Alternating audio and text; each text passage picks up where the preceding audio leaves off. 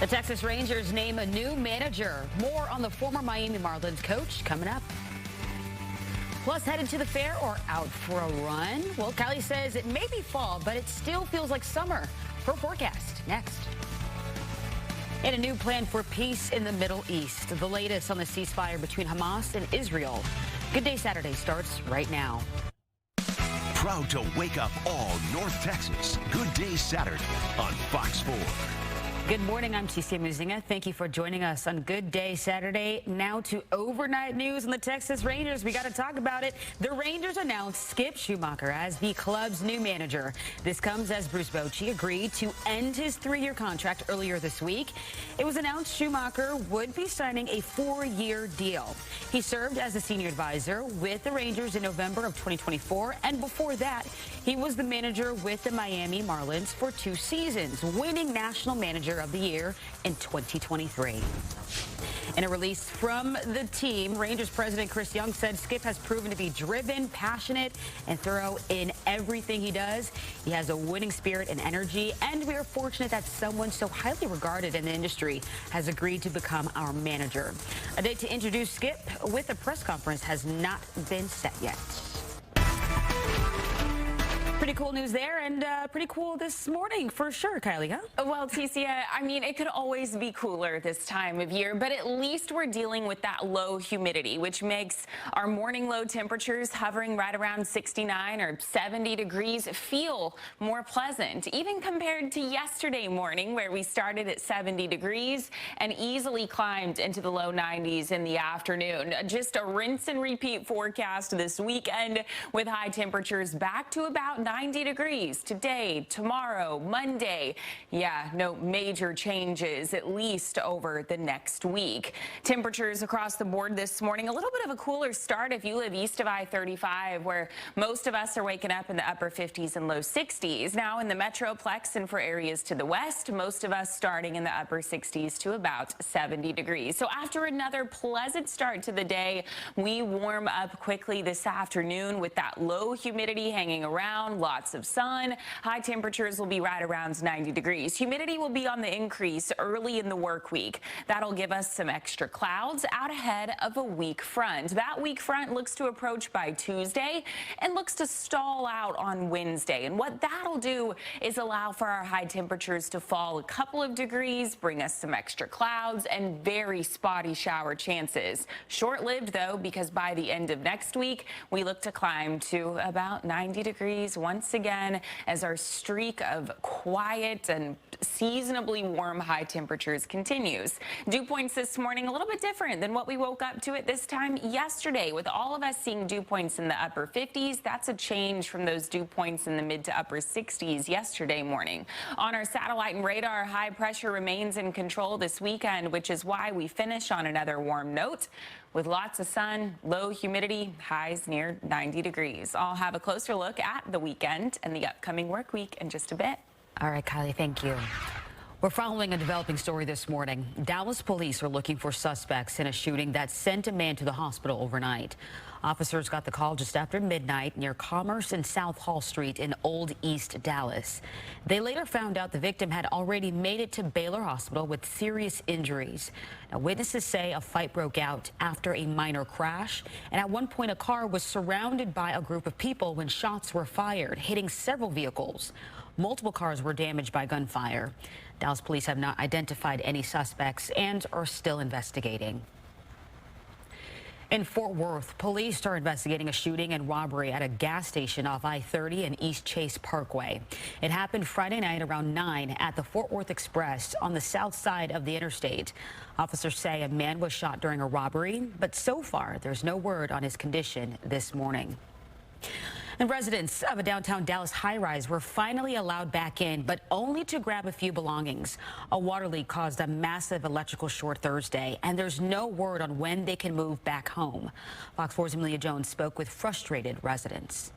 I heard the sirens probably like around 3 p.m. At first, Joseph Melton didn't think much of it until he received an email telling him to evacuate his 22nd floor apartment in the historic downtown Dallas Mercantile building because of a water leak. When I got down to the 20th floor, it was just like a stream of water coming down the stairwell. Dallas Fire Rescue says a ruptured water line on the 20th floor flooded apartments and made its way to the electrical room on the 11th floor, which caused a massive electrical short.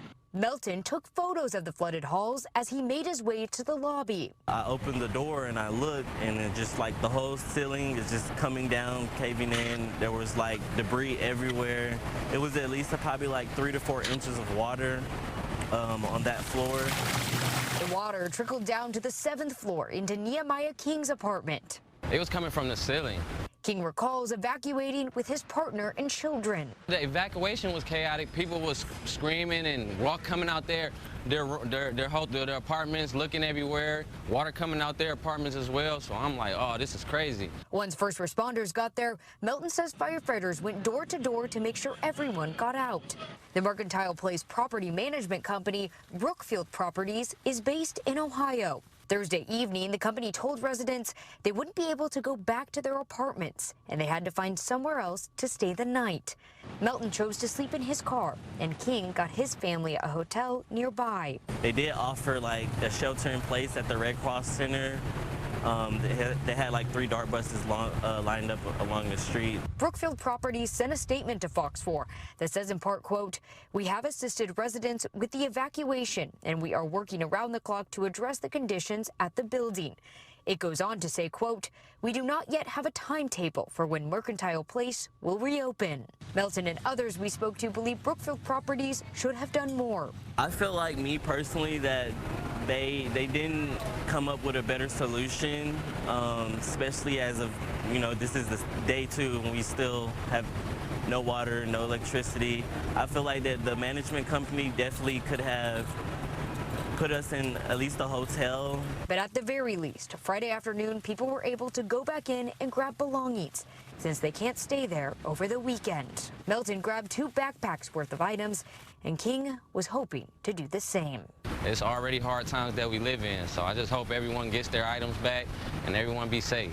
Amelia Jones, Fox 4 News. Well, Dallas police are investigating after plaques were removed from grave sites at a historical uptown Dallas cemetery.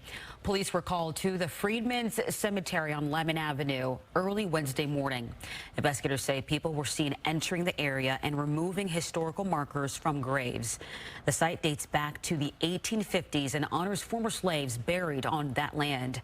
Well, community advocate Dr. Ed Gray says the city needs to do more to protect Black historical markers in Dallas. We have to do a better job in making sure that those historical markers remain. So therefore, I'm urging the city of Dallas and also the Parks Department to make proper lighting at Freedman Cemetery and to put additional security cameras at Freedman Cemetery so these things can't happen. The city's Park and Recreation Department, which takes care of the site, said in a statement it is working with the city's Office of Arts and Culture to replace the plaques. Well, the U.S. launched another airstrike on an alleged drug smuggling boat from Venezuela, killing 4 people. Defense Secretary Pete Hegseth approved the strike. He shared on social media that the small boat was believed to be carrying drugs off the coast of Venezuela, headed to the U.S. It's the 4th deadly strike in the Caribbean that's now killed a total of 21 people. And it comes a day after the Trump administration said it was in armed conflict with cartels. Well, Hamas says it is partially accepting elements of President Trump's peace plan. It comes as the president told Israel to stop bombing the Gaza Strip. Hamas says it will return all the remaining hostages, but wants to negotiate more on several other aspects of the deal. Casey Stiegel has more. President Donald Trump releasing a video statement late Friday, hinting all sides were now one step closer to reaching a deal to end the nearly 2-year-long war between Israel and Hamas. Everybody was unified in wanting this war to end and seeing peace in the Middle East, and we're very close to achieving that. But he stopped just short of waving the victory flag. We'll see how it all turns out. We have to get the final word down and concrete. Hamas posted a statement online Friday saying it would release the remaining hostages so long as field conditions for the exchange are met, though the group did not clarify what those conditions were or what the timeline looks like. Other key parts of the deal were also not addressed, such as whether the group will give up its arms or whether it agreed to be barred from exercising future political power in Gaza. Still, key European leaders praising the announcement.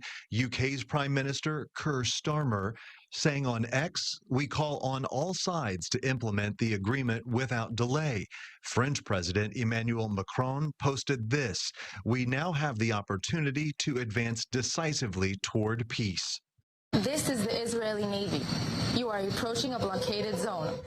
The timing couldn't be more pivotal as Israel has come under increased scrutiny in recent weeks for intercepting an international flotilla carrying humanitarian aid to Gaza. Also for an early September airstrike on a Hamas member in Qatar. All the while, conditions on the ground in Gaza deteriorate quickly. Where will we go? There is no house or stone left for us to take shelter under. We are throwing ourselves into the streets. Casey Stiegel, Fox 4 News. Israel says 20 living and 30 deceased hostages remain in Gaza captivity. Under the deal, Israel would release 250 Palestinian prisoners and 1,700 Gazans that have been detained during the conflict. Israel has yet to respond.